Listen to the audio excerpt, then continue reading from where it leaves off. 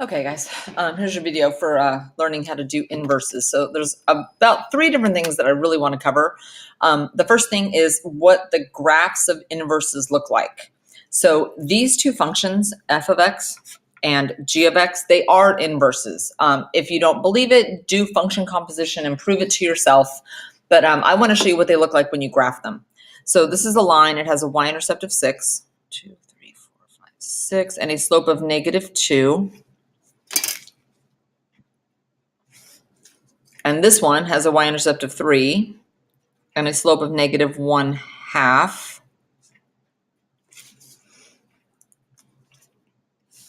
Okay, so let me make sure I label them. This one was f of x, and this one is g of x. And inverses, when you graph them, will always be reflected over the line y equals x. Right? They always are reflected. This line is y equal x. All right, so you can see it looks like a mirror. All right. Another thing that is really cool about inverses is the ordered pairs that exist on one are changed on the other. Let me show you what I mean. This ordered pair right here on f of x is 3, 0. But over here on the inverse, it's 0, 3. Right? This ordered pair on f of x is 1, 4. But over here, if you look, 4, 1 exists on the inverse. If you switch the x and the y, then you end up with ordered pairs that exist on the inverse. So that's one thing that I wanted to show you about inverses. Second, inverses have a very special notation. So if f of x is a function, then this notation, this f raised to the -1x, means the inverse of the same function. You have to use the correct notation. So if somebody happens to pick up your paper and they see this notation, they know, oh, they're talking about the inverse of some other function that's also on the paper. All right.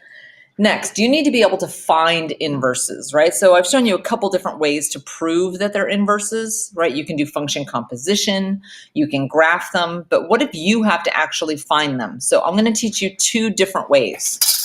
So my favorite way to do this is to figure out, what does this function do when you plug in numbers, right? If I took my favorite number and I plugged it in here, I would have to multiply by 3, and then I would have to add 6.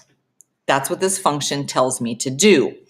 But inverses undo things, right? If I want to find the inverse of this function, I'm going to take my favorite number and I'm going to undo adding 6. That means I'm going to subtract 6. And I'm going to undo multiplying by 3. That means I'm going to divide by 3. And there's the inverse. All right, you just figure out what does the function do, and then you undo it. Now, the other way is you interchange the x and the y. So my original function was y equals 3x plus 6. If I switch those, x equals 3y, that's a plus 6, and I solve for y, so I'm going to move the 6 to the other side and divide by 3. I now have the inverse. I just need to make sure to use the correct notation. Okay, so that's one way. Actually, I'm lying. That's 2 ways. You can do it by doing and undoing, or you can interchange the x and the y. Okay, let's try another one. So let's try this x squared plus 4.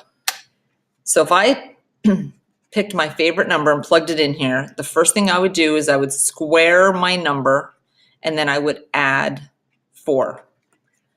So if I want to find the inverse, I'm going to have to undo these things. All right, if I want the inverse, I'm going to take my favorite number, I'm going to undo adding 4. So I'm going to subtract 4. And I'm going to undo squaring. Well, undo squaring, that means I need to take the square root. Don't forget the plus or minus when you put in a square root symbol. Okay, now let's try it the other way. Here's the original. I switch the x and the y. and I solve for y. So let's subtract 4 from both sides. Take the square root, which also puts in a plus or minus. So I have solved for y. The only thing I really need to pay attention to here is putting in the correct notation. All right, so you now know how to find inverses and you know how to prove that they are inverses.